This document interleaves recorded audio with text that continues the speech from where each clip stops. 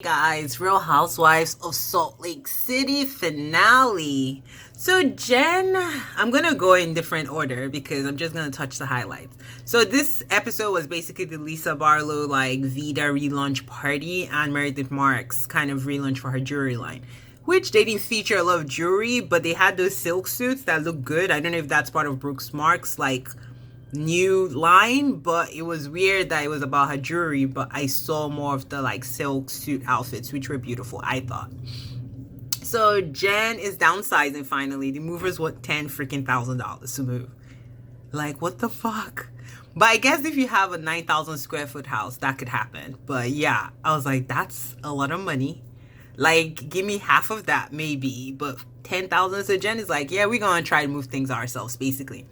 Then Heather has like a family reunion for her dad's remembrance, but I wasn't really interested in that. I was back to the whole, oh, I left the Mormon church, blah, blah, blah. I'm going to perish in hell. Like, girl, if you're that traumatized by leaving, go back. Go back. I hope next season we're done with the whole I left the Mormon church and she has a real storyline because it's done. Then, who else? Whitney had that weird little sexy date with her husband. Like, I knew what she was going for, but the flatness of her butt and the lack of firmness of it made the whole thing awkward. And I don't even know. I was just like, I didn't want to see it. I didn't want to see it. It was awkward. It was not sexy to me. Didn't turn anybody on. Like, for real. So, then I talked about kind of Meredith Marks' photo shoot. Brooks does not say he's gay, which it's his choice. He doesn't have to come out to anybody. But she's saying that she thinks equality is the fact that you don't have to come out. And I agree. Like, who cares what he is? Let him be him. At the end of the day, I don't care.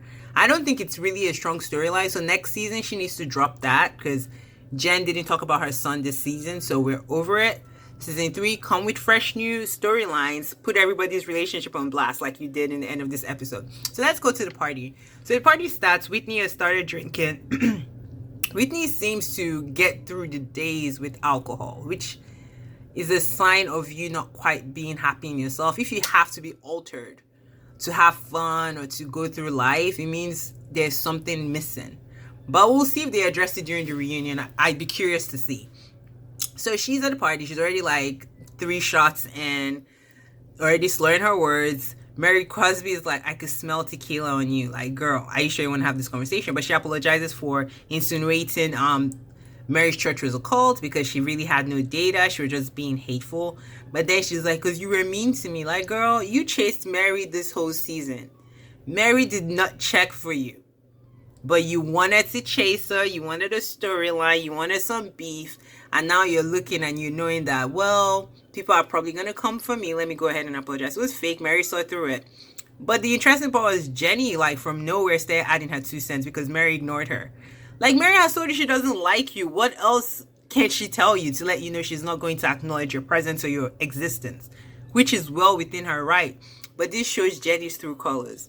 We found that she hates black people after the season had already shot. So everything she did with Mary now makes sense because first, Mary is like, you're going hood because every time she interacts with Mary, she gets this ghetto, quote unquote, persona. I don't know if it's because Mary is black, but she doesn't do it with the other wives. Jen was yelling at her and she was mute like episodes ago. But with Mary, it's just like this venom in her. Oh, say you weren't mean to me. And I'm like, oh, shut the hell up. This lady did not even talk to you. Then she goes crazy and throws a glass at Mary. If I were Mary, I'll call the police on her. I'm gonna white lady her ass. Like, girl, who you throwing glasses at? That is crazy to me.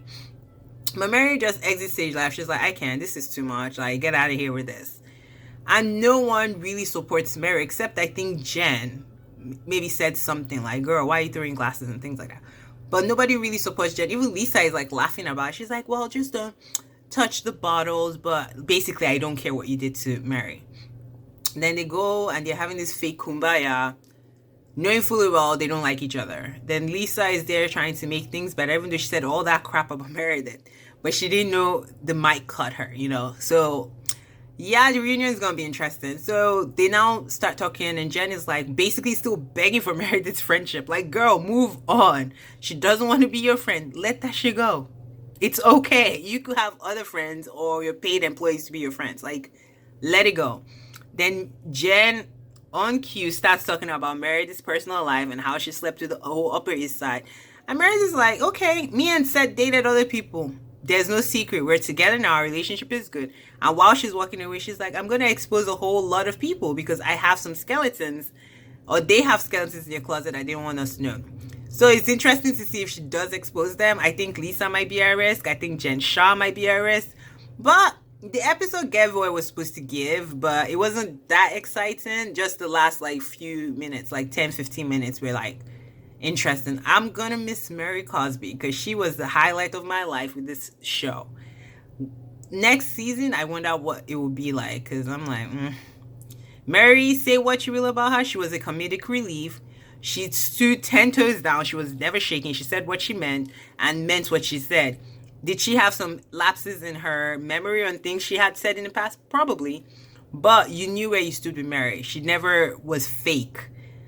And it would have been interesting for her to come back. And now that we know Jennifer Wynn is like undercover racist, it would have been nice to see what Mary's take would have been and the other girls' reactions, because then they'll have to be like, well, we didn't know that's what she was doing and blah, blah, blah. But anyway, like, subscribe, comment, let me know what you thought. All right, guys, bye.